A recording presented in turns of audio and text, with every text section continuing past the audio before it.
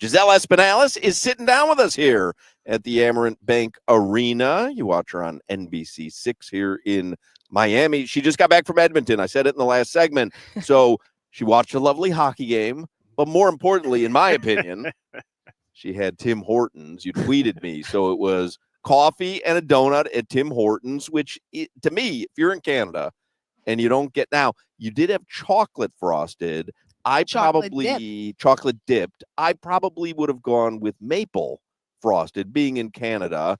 I'll give you a pass on that one, but go ahead. How was it? Tim Hortons, coffee and a donut. Well, that was like my third Tim Hortons of the trip already, and we were only there for like 30 hours, it felt like. So I loved it, of course. I did try maple last year, and I liked it. I thought it was good, but I didn't want that like syrupy flavor. Interesting. But I had sausage egg muffin, the coffee, the donuts. I had probably like 3 donuts that whole trip in the span of like an hour. Yeah, so you're so around good. Tim Hortons. You're crazy not to. Do you do? Because Hawk, he always kills me. I go to the West Coast. You gotta go to In-N-Out Burger.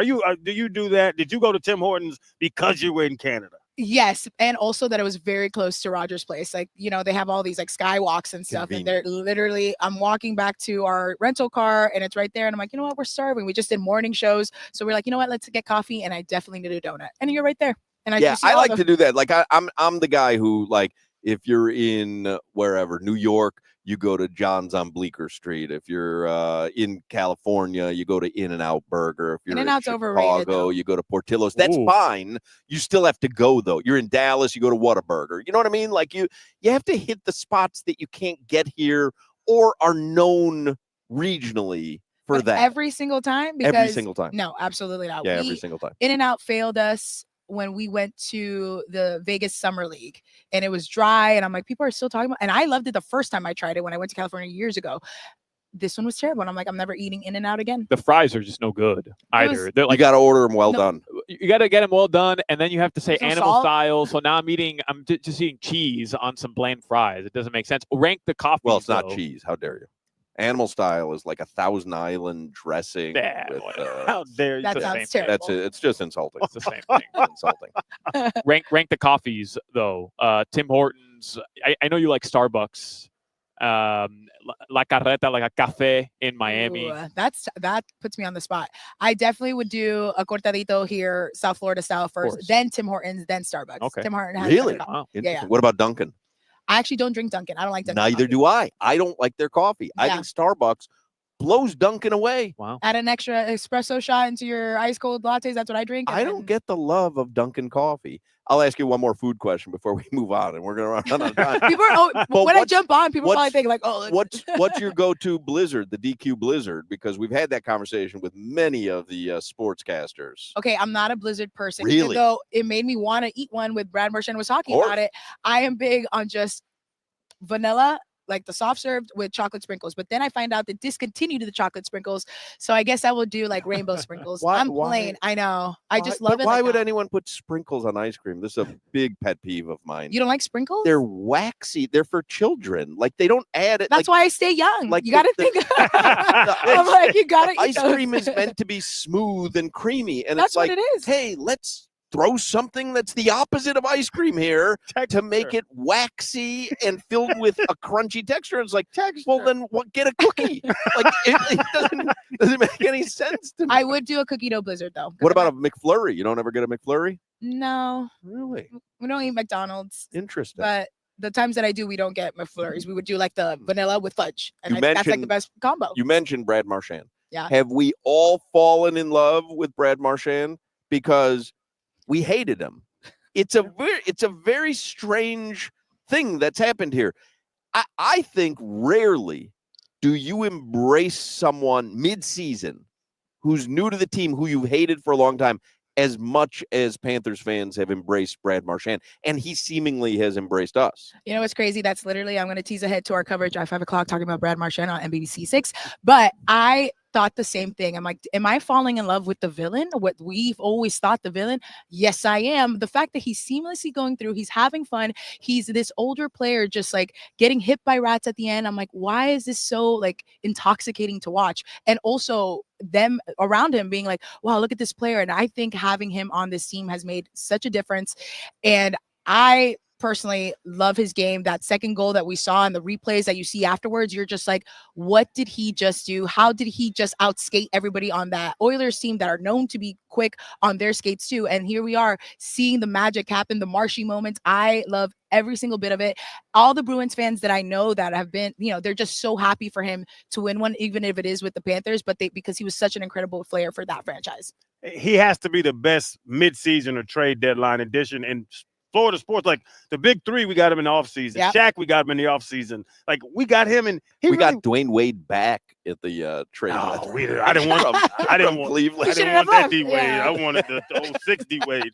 But is he by far the best trade deadline acquisition? Man, when you start thinking of the history here, I think so. When you think of everybody that they've even added in that trade deadline acquisition, it's like all these key players that are making these big moments in a team that probably you do need that extra energy after doing this for 3 years. Like you think about the math of it, that's 300 games on the ice trying to win it all. The first season, obviously they didn't back in 2023. And now you're like, wait a second. How does the enemy become now the most beloved, a tradition that was back for years about the Rats. Now he has one. He picked them up. I think he won everybody over the moment he was picking it up that first game. And he's like, here I am. I've always heard about it. So I think it's just so special to see. And I do think it's one of the best in South Florida sports. How do you compare this run? I know we weren't around for the 72 undefeated Dolphins, obviously. Right? We're not live. And you and I were pretty young for... I'm like, were we even Rats? I mean, 72 is still the greatest year of my life, by the way. But Hawk called the game. Hawk was an usher. You guys go. We weren't around for 72. I kind of look at Tree. What the hell are they prattling on about? But even you and I were at least me, Marino. I don't really remember Dan Marino, but for the younger hockey fans or South Florida sports fans, how does this compare when you think of the best runs that this Tri-County area has experienced? Because LeBron, Wade, and Bosch is going to be up there, but how does this compare to that? Because I as crazy as it is to say, as a new hockey fan myself, I think it's up there already. I think the LeBron era is still one because it was 4 seasons long. Yes. Now, if this one goes 4 seasons, then you might have a conversation. If we're saying on longevity wise, I mean, yes, nothing's going to beat the big three because we haven't seen the Heat produce anything. It's been 10 years even when we got another championship with the Panthers. And that's already crazy enough to think of how special it was. That's when people talk, all the stuff about Pat Riley that he needs. I'm like, hello, do you guys forget how hard it is to do what they did back in that big three era? Yes, we do. To me, I think, to me personally, I feel because hockey, look, I'm South Florida born and raised too. This was never a sport that ever crossed my mind. What? Right. Crossing the border to Broward County? Absolutely not. The fact that they brought the relevance as quick as they did in the past 3 years, I think that's what makes it even incredible of what we're watching in its own dynasty. Whether or not they win tonight, whether or not they win a back-to-back Stanley Cup championship, because now people care about hockey. People that never knew about hockey, they're like, what's going on over there? People that in Miami-Dade, when I was worried that there'd be nobody celebrating the cup in Miami-Dade County, because you're thinking this is just a Broward sport, and the streets were filled of people who loved watching it. And I think that's what makes this particular run so special, this group so special. Some of these guys who have no South Florida connection, making South Florida home and being a part of the community. And I think that's what makes it even cooler. Everyone's walking around the beach last year with the cup, the guys going around at 11, doing all these things. I mean, that alone was epic for sure. Does this series, and I know that it would mean travel for you guys, but does this series, we all want them to win tonight. That's not up for debate. But does this series deserve a 7th game? I have been very fortunate to cover game 7s, and give me a game 7. I do. I think it's poetic. Yes. There is something poetic about it, right? I do, because the rematch to me, it's what has been the walking, or the talking point of this entire Stanley Cup playoffs? Road Warriors. To me, they already won it on home ice. Let's see if they could do it on the road. And Edmonton Rogers Place is one of the loudest. When they won that Game 6, I was in that arena. I thought my ears popped because for them to have forced the Game 7 to come back home in Sunrise, that crowd was insane. The streets were insane. Win or lose, I think the streets would be insane in Edmonton, but nothing beats a Game 7. It's like you throw the papers up in the air, you catch one, and you're hoping it's the Florida Panthers. But I think this team is built for that. They've said in all their post games, like, hey, we are expecting to go Game 7. And best 2 words in sports, cliche, but so true. And yes, travel day. I'm sure the other stations are probably like, no, like everybody wants to finish home because all our crews are here. Everybody's here. But to me, something special about doing it differently, especially in a rematch in a tough place like there. So y'all like anxiety and heartburn. I'm Oh, just 100%. saying, just saying, I'm like, but like she what are y'all said, kind of speaking like a of? poetic finish. Like this feels like it goes 7 game. Listen, Zantac I is want it to be poetic? over tonight. throw I got the a nice champagne on future. their ice. I I don't even got know a if they nice sell it. future on the Panthers. Do it in their I locker want it room. to- Like I want Connor it to be McDavid, all these over. guys that have never done it. Can you imagine like they're winning it on their ice? Like, yo, that team needs to dismantle if it ends up happening like that. And I've heard this from a number of people nationally, ESPN. Is it that stupid in Edmonton? Because a lot of people say it's one of the loudest stadiums, arenas I've ever And been. are they nice? Okay, well, they're nice but aggressive. So we were covering and we were there, and fans would come up to us. But like when they won, and then they saw the Panthers fans. No, when we won, they saw the Panthers fans in my live shot. We started getting kicked. We started getting little kids were getting hit with paper balls. Like I'm like, these fans go crazy. They are intense. You can tell that this is a hockey town because when you go around the town in Edmonton, that's all there is. It's just grass and hockey. So you're thinking like, okay, but I think because they had Wayne Gretzky, it's their price to pay if they don't win it, because once you have a guy like that, look at how we're paying the price in the NBA. I don't know. I'm thinking like they've got their share of franchise, history. So now I think it's time for the Panthers to win it there. Have you seen Caddyshack or Happy Gilmore? I've seen clips of Happy Gilmore. I've never seen Caddyshack. Wow. Are they both Adam Sandler? No, Caddyshack is Chevy Chase. It is my era. They're both golf movies. You got to get the Channel 10 guy here. Yeah. That he would know about. Yeah, that. no, for sure. For sure he would. He would know about that. I gotta let him know that you've never seen Caddyshack or Happy Gilmore. Don't worry about Haven't- Caddyshack. What do Just you, know. no. Don't worry about Happy Gilmore. Like I'll use the this as a Scarface, barometer. He also said that I should watch Scarf. I've never seen. I'm not a movie You've person. never seen Scarface? No, that's like Giselle. a 5-hour movie. What are you talking about? I've never seen You're from Miami. Giselle. I just know that. What is it that he does? Yeah, you nailed it. Yeah. Hello to my little friends, right? Yeah. Hello to my little friend. That's okay. Have you seen Step Brothers? I don't think Will Ferrell's funny.